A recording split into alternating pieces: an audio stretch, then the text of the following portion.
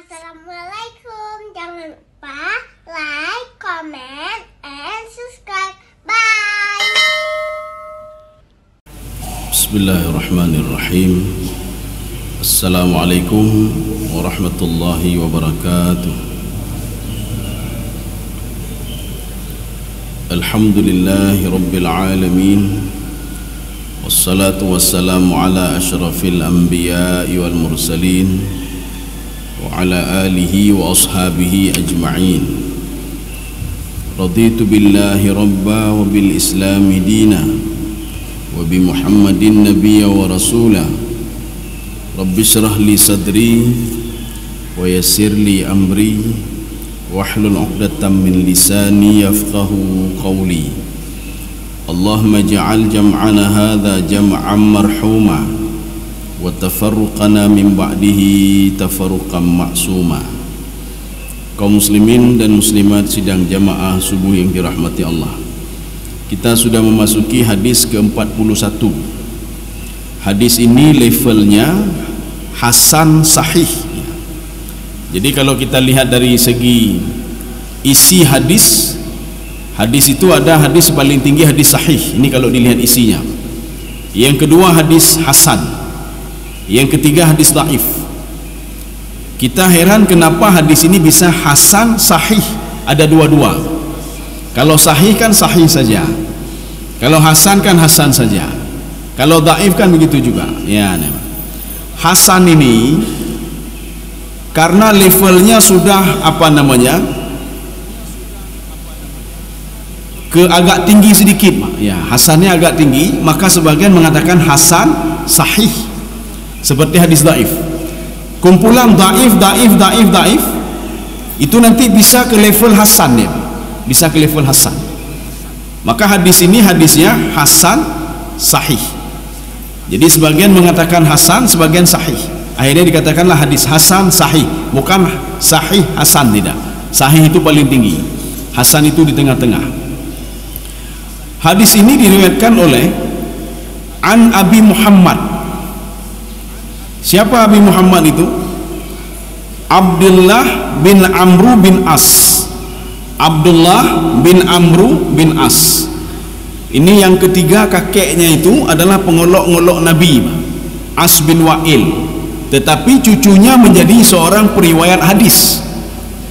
As bin Wa'il, gara-gara As bin Wa'il itu turun ayat Inna syani'aka huwal abtar. Jadi dia ketika ketemu dengan Nabi di Masjidil Haram, dia mengatakan, ya Muhammad, kamu tidak bisa, kamu pembawa sial, kamu pembawa sial, tidak bisa diuntung.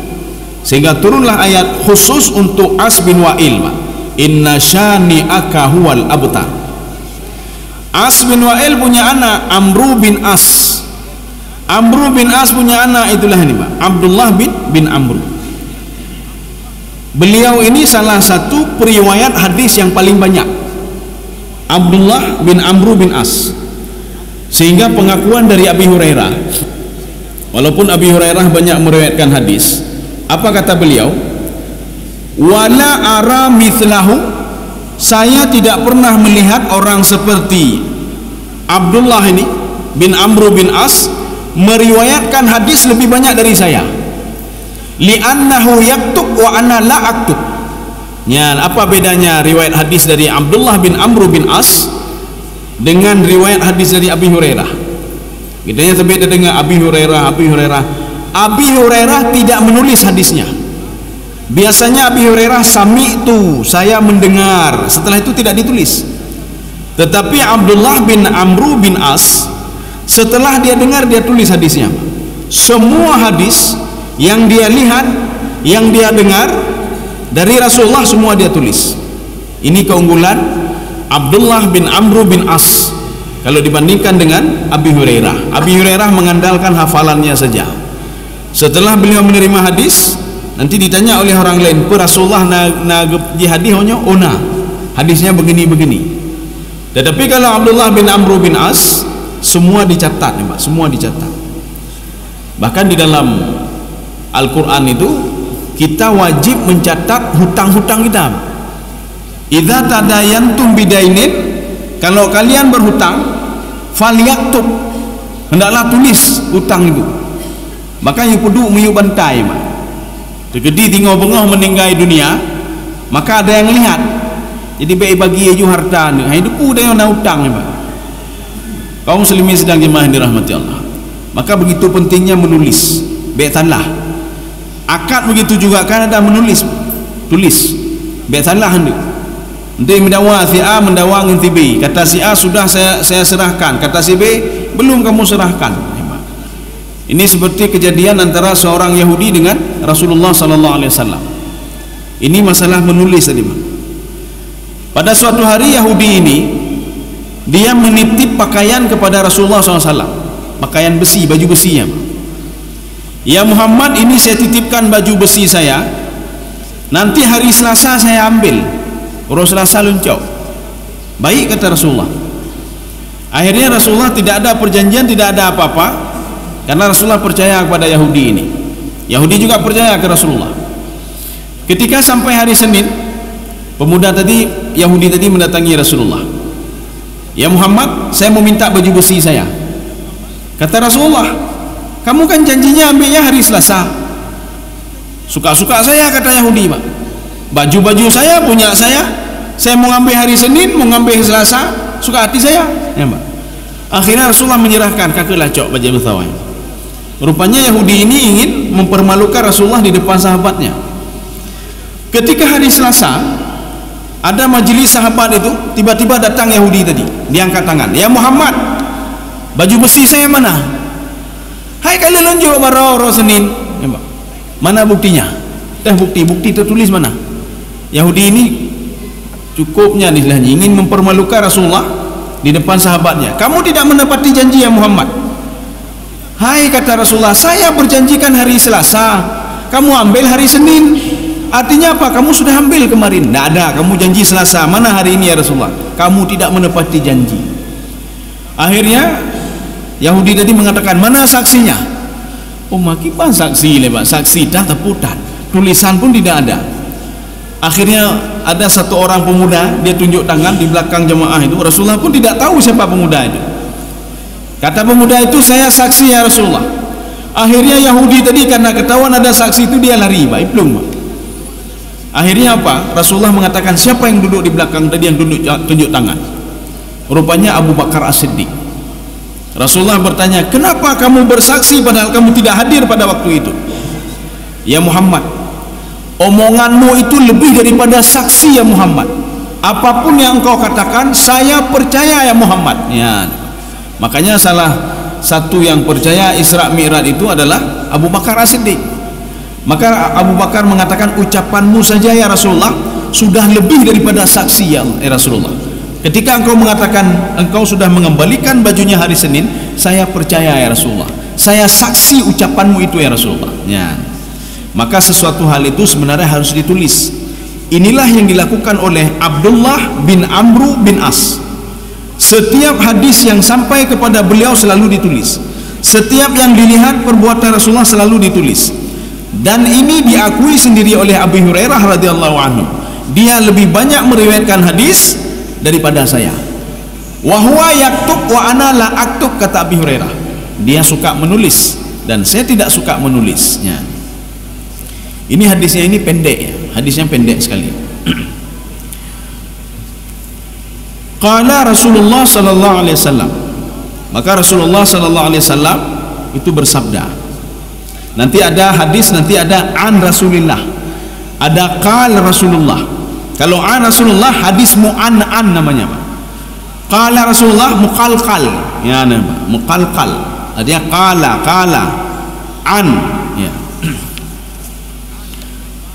Sekarang hadis ini pendek, kita bagi 3 supaya mudah kita untuk memahaminya. La yu'minu ahadukum, ini potongan yang pertama. Kalau kita lihat di dalam terjemahan, tidak beriman seorang itu ya, tidak beriman. Nanti akan kita luruskan apa maknanya.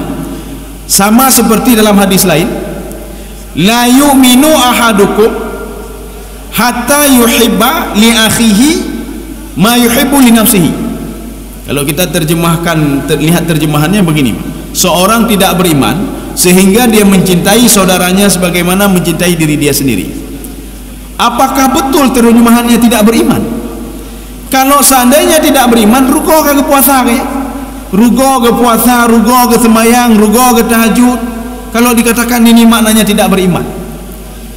Makanya dalam syarah An-Nawawi disebutkan makna la yu'minu itu la yastakmilu imanuhu, imannya belum sempurna ya, jadi bukan tidak beriman betulan. Jadi ketika kita menerjemahkan la yu'minu ahadukum, jangan terjemahkan tidak beriman seorang itu yang tidak mencintai tetangganya, tidak mencintai saudaranya sebagaimana mencintai diri dia sendiri. Jadi maknanya apa? Belum sempurna imannya nih, Pak. Lagi urung pengah lu ka beriman pada Allah, lu tahajud tapi tidak baik dengan tetangganya, belum sempurna imannya, Pak. Belum sempurna walaupun hebat sekali dia, Pak. Belum sempurna imannya. Ini begitu juga, belum sempurna imannya. Bahkan di dalam syarah ini disebutkan mengangkat sebuah hadis lain, Pak. Al-imanu yazidu wa yanqusu. Iman itu kadang-kadang bertambah, kadang-kadang berkurang. Makanya sebagian mengatakan hadis ini adalah hadis yang berkenaan dengan tauhid. Ya, dengan tauhid nih. Karena seorang itu kadang-kadang dia imannya naik, kadang-kadang turun. Masalah akidah, tauhid. Bagaimana imannya kok bisa naik? Bagaimana imannya kok bisa turun nih? Di dalam kitab Al-Aqaid As-Salafiyah yang dikarang oleh Syekh Asy-Syanqiti, apa kata beliau? Al-imanu yazidu bita'ah. Iman itu bertambah dengan seorang taat kepada Allah. Yang jenuh iman katanya bertambah karena kita tajak sembahyang, Pak. Ketika kita tajak sembahyang, tengok ke Allah, tak baca doa tadu, ya, Pak. Kemudian pulang tak berzikir ke doa dia, astagfirullah. Ketika itu iman kita bertambah. Al-imanu yazidu bita'ah. Ketika seorang taat, ketika seorang takut kepada Allah, takut kepada janji Allah, ketika itu iman dia sudah bertambah. Tapi bisa juga dalam waktu itu juga imannya langsung berkurang. Kenapa berkurang? Yang khusu bin ma'asi, dia berbuat maksiat. Hari ini habis salat, kita salat subuh berjamaah, habis baca Quran, keluar kita buat maksiat. Ketika kita berbuat maksiat, pada waktu itu kita tidak menyadarinya, iman kita sudah menurun. Yang dikhawatirkan ketika iman sudah menurun, inan ke sakratul maut, banyak yang tutah kedanya. Ya, yang tutah kedanya. Kaum muslimin sedang jemaah yang dirahmati Allah. Jadi potongan yang pertama ini memberikan gambaran kepada kita kalau iman itu belum sempurna. Ya, apabila dia melakukan hal-hal seperti ini yang akan disebutkan nanti oleh Rasulullah SAW. Jadi bukan tidak beriman, tidak. Sekarang penggalan yang kedua, hatta yakuna hawahu, sehingga dia itu bisa mengatur hawa nafsunya. Jadi artinya kalau tidak bisa mengatur hawa nafsu, belum sempurna imannya.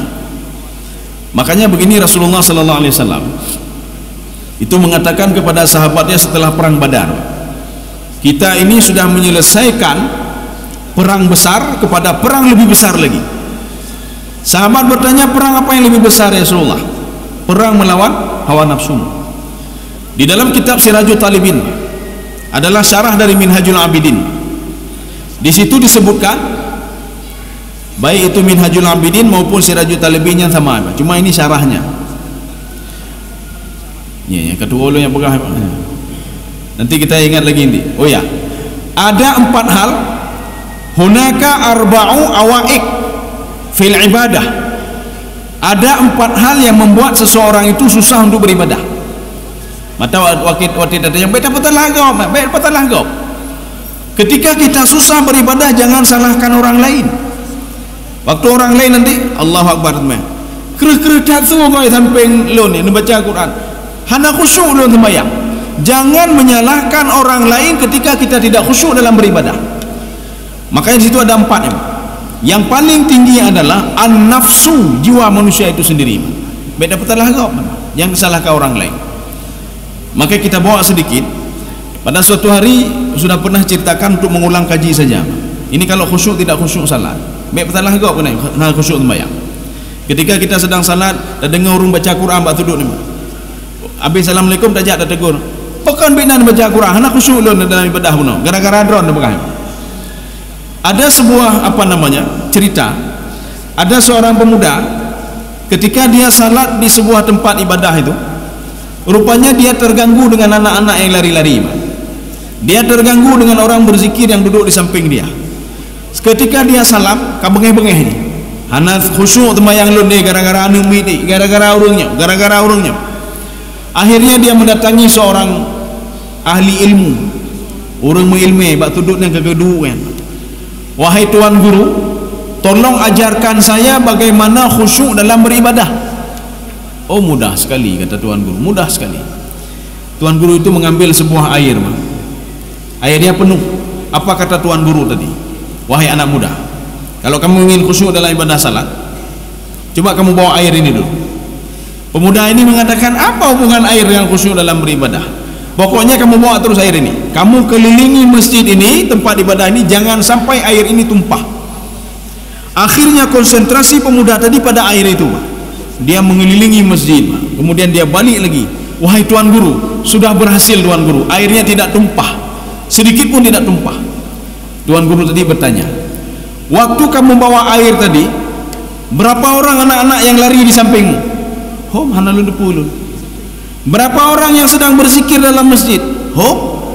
Berapa orang yang sedang baca Quran? Tak tahu juga saya. Konsentrasi saya pada air ini supaya air ini tidak tumpah. Apa kata tuan guru tadi? Begitulah ibadah salat. Kamu khusyuk, ya khusyuk itu jangan salahkan orang lain. Ketika kamu khusyuk melihat air itu supaya tidak tumpah, kamu tidak teringat lagi siapa yang ada di sampingmu, siapa yang sedang baca Al-Quran. Makanya ketika kita salat, konsentrasi doa katanya. Ya memang.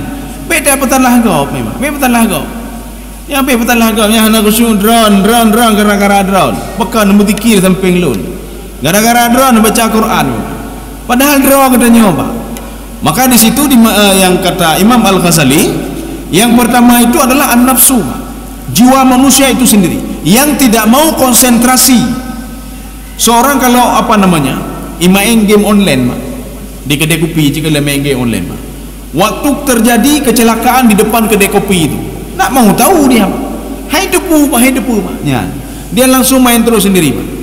Ketika anak kandung kita sendiri main game online atau apa saja yang dilakukan, ketika dipanggil oleh orang tuanya, mendengar ada mana dengar, dia konsentrasi pada ini. Begitulah filosofinya khusyuk dalam ibadah salat. Salah enggak memang. Maknanya salah kita sendiri. Anak ini betul-betul khusyuk dia sehingga yang lain tidak dia hanai permun. Orang nonton bola begitu juga. Acik nonton bola apa? Gurdang-gurdung luah dengar apa yang jelas bola ini apa. Ya. Kaum muslimin sedang jemaah yang dirahmati Allah. Intinya pengontrolan hawa nafsu. Imam An-Nawawi mengatakan hawa nafsu itu ada dua. Yang pertama imma ayyakuna mahmudan, yang terpuji. Ya. Makanya kita jangan selalu wate takalan nafsu, nafsunya jahat selalu. Tidak, ada yang baik. Makanya seseorang itu kalau tidak ada nafsu, maka dia tidak mau kerja hai temli kerja hang temli, kejaga ane hang temli, kejihana rawa ane hang temli. Mana hang temli? Kenapa? Keinginan itu tidak ada. Makan pun tidak mau dia. Makanya seorang kenapa mau makan? Karena hawa nafsunya menuntut dia untuk makan. Kenapa seseorang itu bekerja? Karena nafsunya menuntut dia kamu bekerja. Ya. Makanya ada mahmudun namanya, Pak. Mahmudun kalau dalam kajian Imam Nawawi mengatakan asyai'ul ladzi la yukhalifu syariah, yang tidak bertolak belakang dengan syariat. Kita makan, apakah bertolak belakang dengan syariat? Tidak. Kita mendidik anak, apakah bertolak belakang dengan syariat? Tidak. Kita bekerja sebagai seorang pegawai negeri, kita bekerja di sawah, kita bekerja sebagai petani, apakah bertolak belakang dengan syariat? Tidak. Ini namanya hawaun mahmudun, nafsu yang terpuji, ya, keinginan untuk berbuat sesuatu yang dipuji oleh Allah Subhanahu wa taala dan tidak bertentangan dengan syariat. Yang kedua, ini namanya mazmumun. Mazmumun itu apa? Yang tercela. Seorang menginginkan sesuatu yang bukan punya dia, akhirnya apa? Dia mencuri. Seorang melihat sesuatu yang diharamkan oleh Allah, dia lihat juga, tidak dia kontrol. Ya, ini namanya mazmumun. Seorang mendalimi orang lain, mengurangi timbangan, dia ngomongin orang lain, ini mazmumun namanya. Ya. Jadi artinya hawa nafsu dia menuntutnya harulung kembagau, bermangga hati lu kena juga bagau. Tipulan hana bere tipulan belum kena juga. Abeknya kalempang mendumbai. Itu mazmumun namanya apa? Jadi hawa nafsu yang tercela. Maka di sini Rasulullah mengatakan, seseorang itu tidak sempurna imannya kalau dia belum bisa mengatur hawa nafsunya. Perhatikan di sini ada, kalau kita mengkaji secara nahwu, hatta itu maknanya lil ghayah. Ghayah itu apa? Batas akhir. Ghayah itu maknanya finish. Apa namanya? Ada start, ada finish. Setelah finish hanale. Contoh, berwuduklah kamu ilal marafiq. Ila itu lil ghayah. Maka lil ghayah itu hatta, ila juga lil ghayah. Maka basuhlah tanganmu sampai ke marafiq. Kalau sudah sampai kemari, kabere. Tapi kalau belum sampai kemari, wuduknya bermasalah. Dia cilek-cilek wuduk, hanatuk kena.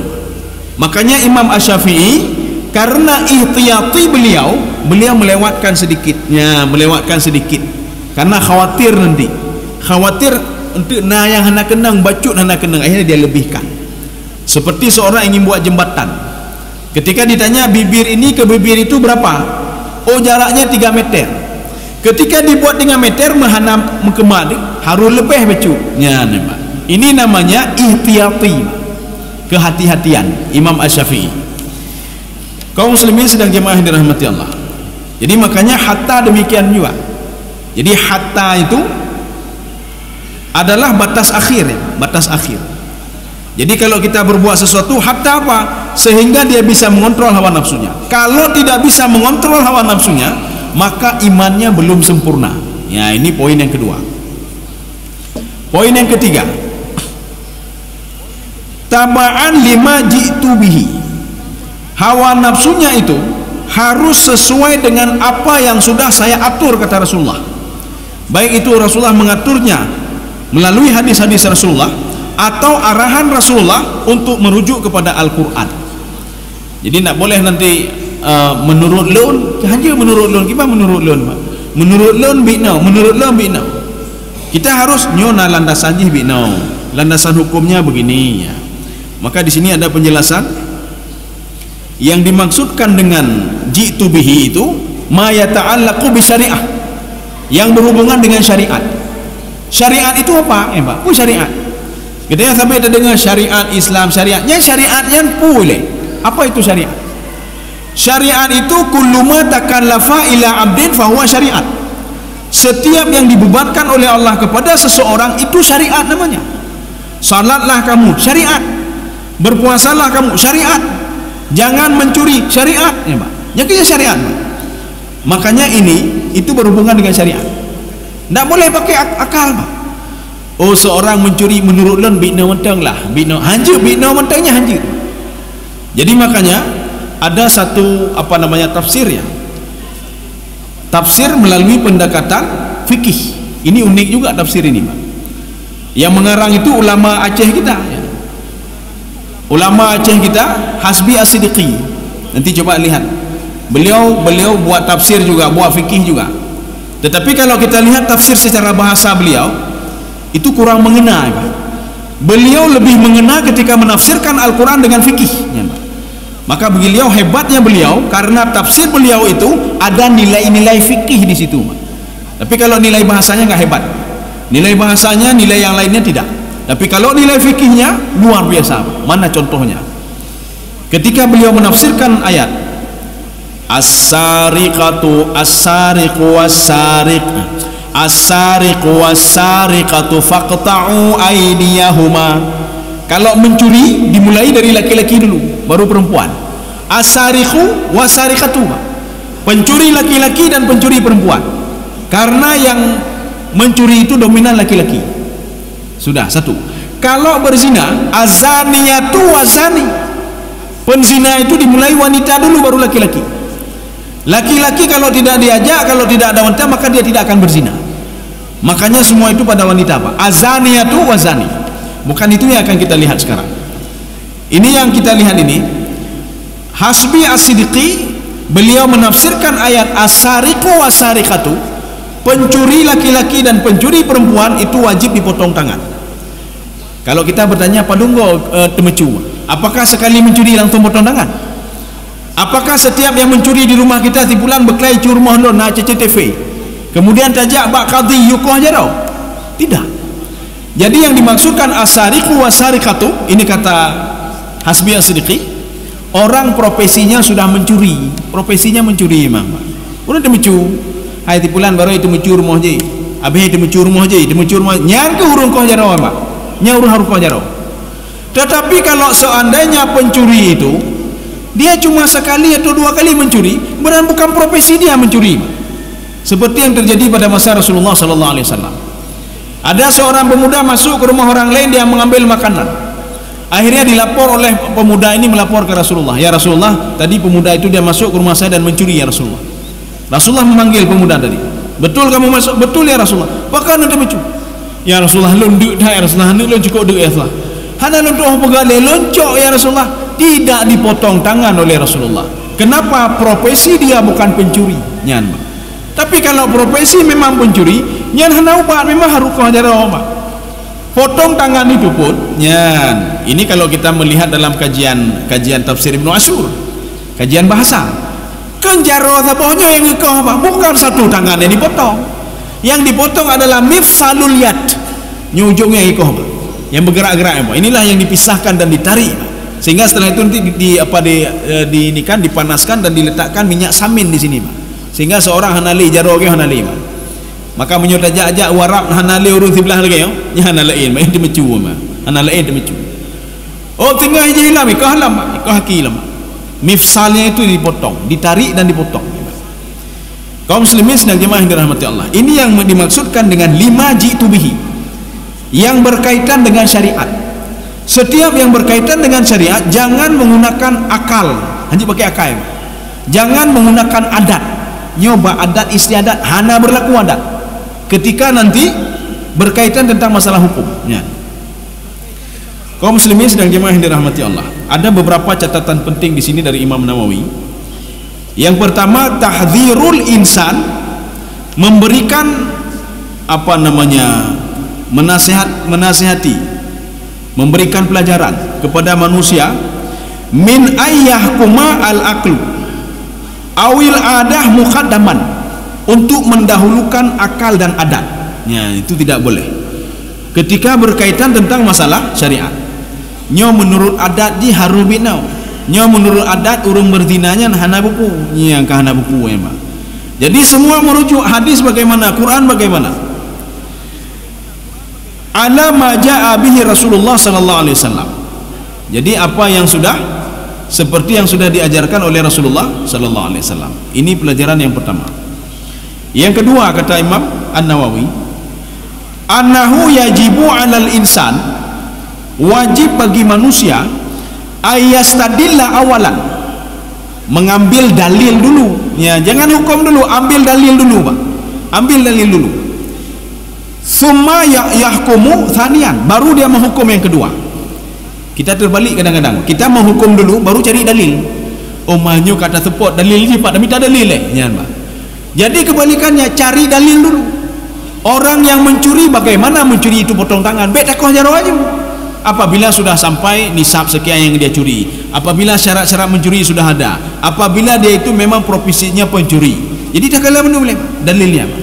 Baru kita mengambil hukum. Jadi jangan ambil hukum dulu. Si fulan bersalah. Setelah bersalah, dalil tipu nyan, kapan minta dalil, Pak? Jadi makanya cari dalilnya dulu, kemudian baru keluarkan hukumnya. Nyu dalilnya begini-begini. Hukumnya apa? Si fulan harus potong tangan. Dalilnya begini-begini. Si fulan harus dicambuk 100 kali. Si fulan begini-begini. Dia harus dirajam sampai mati, Pak. Kenapa dirajam? Karena dia sudah menikah dan dia berzina lagi. Yang menyatakan hukum rajam, cukup jai kau urui rajam memang. Bahkan cukup jai. Ramai sekali sekarang orang yang berzina itu sudah menikah. Yang katanya apa berzina kau menikah? nyanai rajam, cambuk lah, cambuk. Sama seperti orang belum menikah dia berzina. Mana dalilnya? Di dalam Al-Quran memang tidak ada dalil tertulis orang yang berzina itu harus dirajam. Coba cari mana Al-Qurannya. Yang ada cuma azaniyatu wazani fajlidu kulla wahidin minhuma mi'ata jaldah. Orang yang berzina laki-laki dan perempuan harus dijilid, dicambuk 100 kali. Mana ayat tentang rajam di sini? Rupanya hadisnya dari hadis Aisyah. Aisyah mengatakan ada ayat Al-Quran yang hukumnya masih berlaku, tetapi ayatnya sudah tidak ada lagi dalam Al-Quran. Mana ayatnya? Asy-syaikhu wa syaikhatu, asy-syaikhatu wa syaikhu idza zanaya farjumuhuma. Ada seorang yang sudah menikah, laki-laki ataupun perempuan, apabila dia berzina maka rajamlah dia. Pertanyaannya, kenapa ayat itu tidak dimasukkan dalam ini? Ini namanya begini, dimasukkan cambuk saja, artinya Allah ingin mengatakan anak muda yang belum menikah saja dicambuk, apalagi orang tua. Kan dicambuk, dirajam sampai mati, ya mbaknya, rajam sampai mati. Maka nggak boleh kita cari pak dalil lagi. Dalilnya ada. Ini contoh begini lagi ya. Ini ada dalam kajian usul fiqh namanya, Pak. Di situ disebutkan ketika seorang anak dilarang oleh Allah Subhanahu wa taala, wala taqul lahuma uff wala tanharhuma wa qul lahuma qaulan karima. Jangan kamu ngomong sama orang tua. Ipikir dia nemit hanji uti tipak aja yang enggak gurang ya, Pak. Hanji dalam Al-Quran pegah hanji, hana ke pegah langkah hanji tipak urunci, hana pegah apa? Hana pegah dah tipak urunci. Ada yang mendalimi orang tua, ada dalam Al-Quran. Membunuh orang tua, ada dalam Al-Quran. Makanya ini namanya Allah Subhanahu wa taala ingin mengatakan saja tidak boleh, apalagi lebih daripada itu. Seorang yang belum menikah saja tidak boleh berzina, apalagi orang sudah menikah. Apalagi orang sudah menikah. Begitu juga hukumannya. Yang belum menikah saja dia dicambuk, kalau sudah menikah lebih dari cambuk, lebih dari cambuk. Kaum muslimin sedang jamaah yang dirahmati Allah. Ini waktu panjang tapi hadir kabeh. Tapi tidak apa-apa, ini kita lanjut lagi. Ada sebuah ayat Al-Quran yang dikait-kaitkan oleh Imam An-Nawawi dengan hadis ini. Mana ayatnya? A'udzu billahi minasyaitonir rajim. Bismillahirrahmanirrahim. Wa ma kana lil mu'minin wala mu'minah. Inilah ini ma ini adalah mahasar, batasan. Artinya apa? Tidak boleh seorang mukmin atau seorang mukmin laki-laki atau perempuan, idza qadallahu wa rasuluhu amran, apabila ketetapan hukum sudah ditetapkan oleh Allah dan Rasulnya, nyo harun mencuri berdosa, hanjut kegop, tidak boleh ini, tidak boleh ini, lakukanlah ini. Ketika hukuman itu undang-undang sudah diatur oleh Allah, maka tidak boleh seorang mukmin laki-laki maupun mukmin perempuan ayakuna lahumul khiyarah min amrihim. Ada pilihan, tidak boleh ada pilihan kecuali mudarat. Ya nembak, la ilah mudarat. Seorang itu memakan babi karena mudarat. Tapi kalau tidak mudarat maka tidak boleh. Mana kaidahnya, Pak? Ad-daruratu tubihul mahdzurat. Maka dalam keadaan darurat yang haram tadi bisa menjadi boleh. Ya nembak, bisa menjadi boleh. Tapi dengan ketentuan-ketentuan. Seorang makan babi di tengah hutan yang tidak ada makanan, cukup untuk mengganjal perutnya saja. Bebek dek le, bebek sampai terau, Pak. Nyo kapal jauh pun mengat sangat, lanjutlah, Pak. Kamu apa? Mangat hati je tersambung lam. Nya yang harum, Pak. Jadi artinya apa? Untuk mengganjal perut saja supaya kita bisa beribadah, supaya kita bisa melanjutkan perjalanan. Ya. Mana dari lain wala tuhliku anfusakum ila tahlukah. Jangan kalian itu menyiksa diri. Maka ketika jangan menyiksa diri, maka yang tadi boleh makan dalam keadaan darurat. Ya. Tapi menyohana darurat hanjir. Karena di dalam Islam itu sudah jelas kata Rasulullah, al halalu bayyinun wal haramu bayyinun. Yang halal itu jelas, Yang haram itu juga jelas. Jadi artinya apa? Tidak ada orang yang enggak tahu, Pak. Enggak tahu ini halal haram, enggak ada, Pak.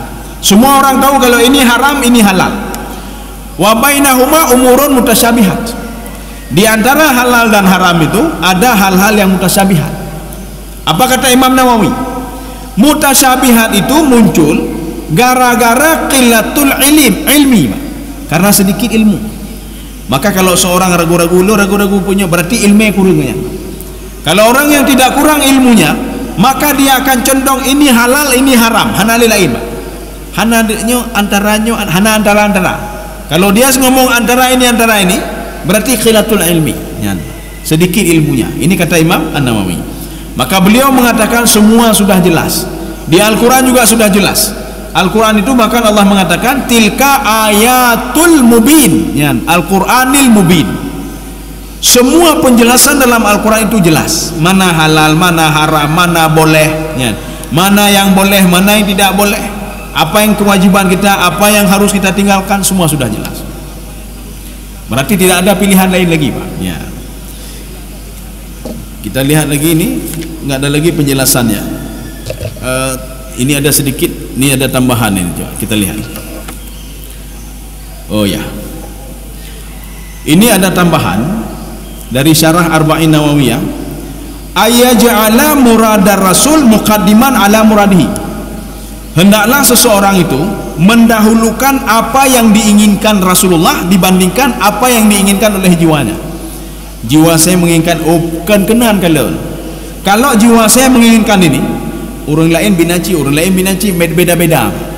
Maka kedepankanlah apa yang diinginkan oleh Rasul, apa yang diinginkan oleh Allah Subhanahu wa taala.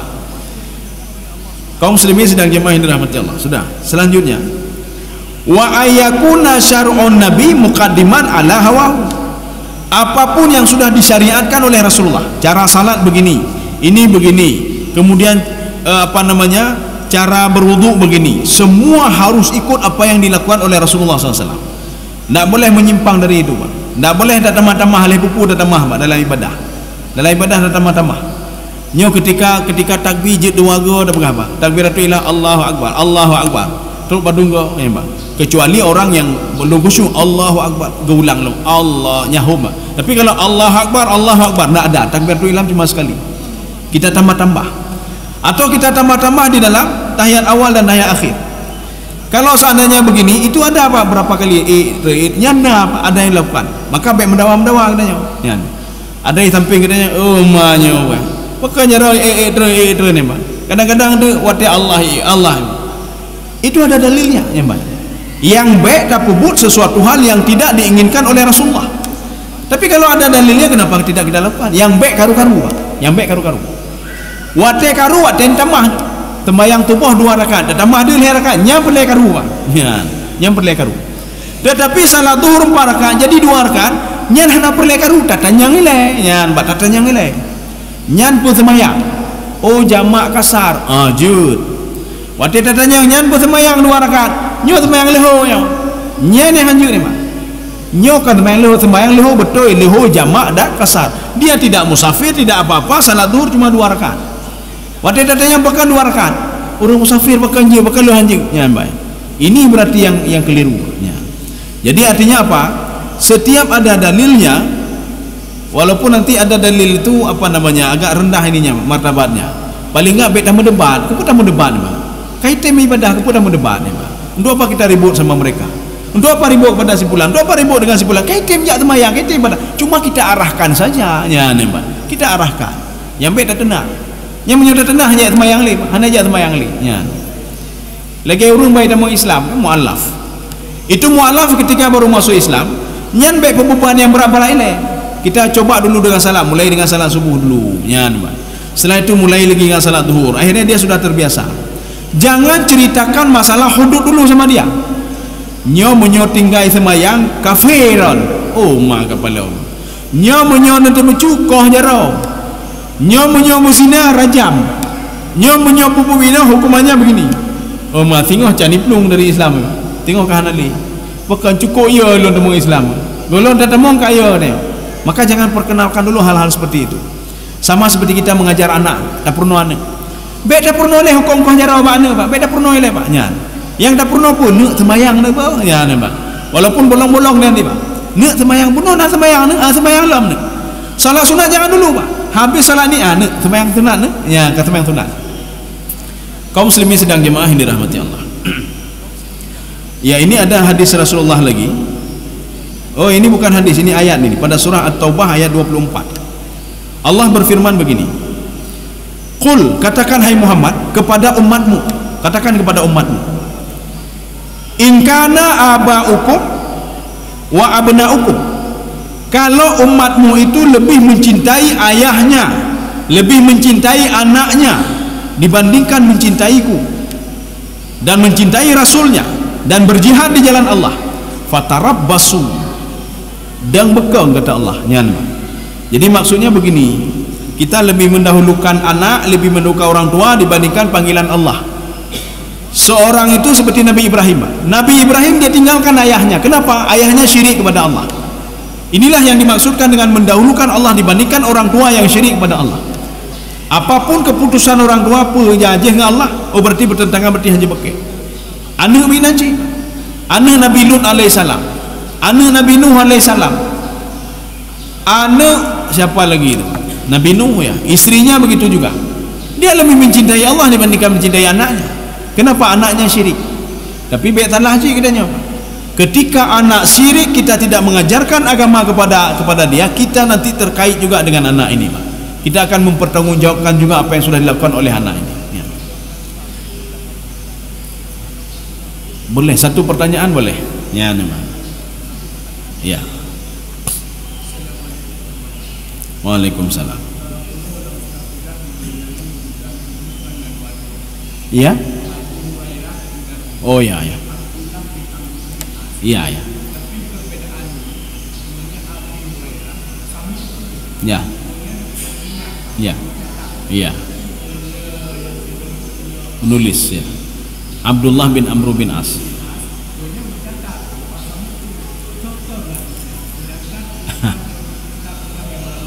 Ya.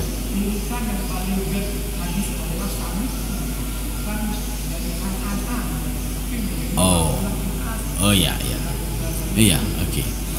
Iya, oke. Ini pada masa Rasulullah itu menulis belum familiar. Menulis itu mereka hafalan, sistem hafalan. Yang mereka tulis itu adalah syair. Ya, syair-syair itu ditulis. Jadi makanya syair syair itu ditulis mereka syair kemudian ditulis di pintu Ka'bah. Jadi sebenarnya kekuatannya sama. Abdullah bin Amr bin As seorang penghafal juga. Cuma beliau supaya catatannya itu ada dua ya, kekuatannya dua, catatan hafalan dan catatan tulisan. Tapi kalau kita lihat memang kuat dua-dua, hanya dipegang haji kan. Abi Hurairah hadisnya memang enggak ini, hana lawan Abi Hurairah. Karena beliau hafalannya kuat, kemudian hadisnya pun banyak diriwayatkan. Tetapi Abi Hurairah mengaku sendiri, hadis yang saya riwayatkan itu tidak sebanyak hadis Abdullah bin Amr. Kita jangan salah, yang dimaksudkan perkataan Abi Hurairah, huwa yaktub wa ana la aktub. Dia menulis, saya tidak menulis. Maka kalau kita lihat keunggulannya, lebih unggul hadis Abdullah bin Amr bin As. Abdullah bin Amr bin As beliau sudah menghafal, menulis. Abi Hurairah menghafal, tidak menulis. Ya. Mungkin karena begini, bukan berarti hadisnya rendah, tidak. Suatu hadis itu nanti kan ada periwayat, ada hadis hadis mutawatir. Setiap tabaqah itu ada 10. Ada hadis ahad, ada hadis masyhur. Nanti 3 nih, 3.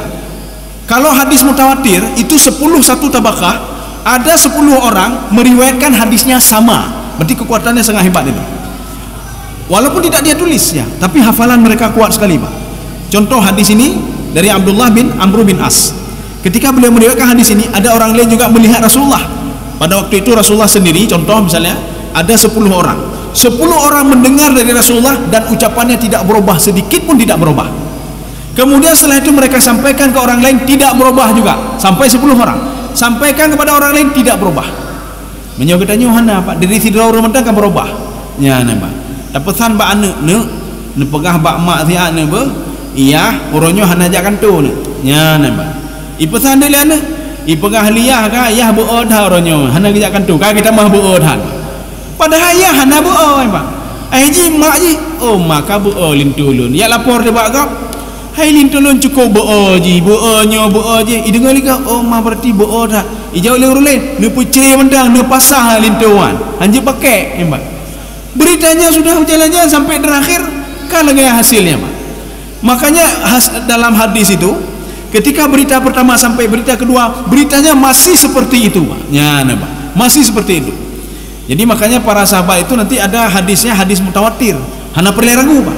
Contohnya apa? Innamal a'malu binniyat. Itu hadis itu kalau kita lihat tidak berubah-berubahnya. Hana tambahan, hana pengurangan. Kecuali ada nanti 1-2 hadis yang agak ada tambahan sedikit tambahannya Pak. Tapi intinya sama. Ya. Jadi artinya kalau kita lihat memang secara ini lebih unggul ini Abdullah bin Amr bin As karena beliau menulis lagi setelah menghafal menulis. Tetapi kalau model-model getanya hafalan hana tegak, gede tak tulis, Mbak, tak tulis. Artinya apa? Satu orang menghafal, satu orang menulis. Orang menghafal kadang-kadang ada yang kurang juga baca getanya, Mbak. Apalagi menulis. Maka hafalan pada masa sahabat dulu hafalannya hebat kuat sekali karena terus diulang-ulang. Kemudian Abdullah bin Amr bin As untuk menguatkan lagi dia tulis lagi. Kalau kita lihat dari segi ini lebih hebat beliau ya dibandingkan dengan Abi Hurairah. Tapi kalau dari segi Abi Hurairah hebat juga, bukan kita menafikan. Dua-dua hebat. Cuma ini pengakuan Abi Hurairah. Pengakuan Abi Hurairah dia itu paling hebat, paling masyhur dibandingkan saya. Dia tambahan menulis, saya tidak menulis. Itu saja. Saya rasa cukup sekian. InsyaAllah pertemuan selanjutnya hadis ke-42 ya. Jadi 42 rupanya terakhir ya. Jadi salah lumpengah, berdasar lumpengah 40 ya. Jadi bukan 43, hadisnya 42. Berarti InsyaAllah pertemuan selanjutnya kita sudah khatam ya, khatam Arba'in An-Nawawiyah. Hadis syarah 40 hadis pilihan dari Imam Nawawi. Nanti kita sepakati lagi apakah kita nanti masuk ke Fathul Bari. Fathul Bari itu penjelasan hadis Imam Bukhari, atau kita masuk Riyadhus Shalihin, atau apa nanti ya, nanti kita duduk sepakat kembali. Mudah-mudahan ada manfaatnya bagi tuan dan jemaah sekalian. Subhanakallah bihamdika asyhadu an la ilaha illa anta astaghfiruka wa atubu ilaik. Assalamualaikum warahmatullahi wabarakatuh. Terima kasih.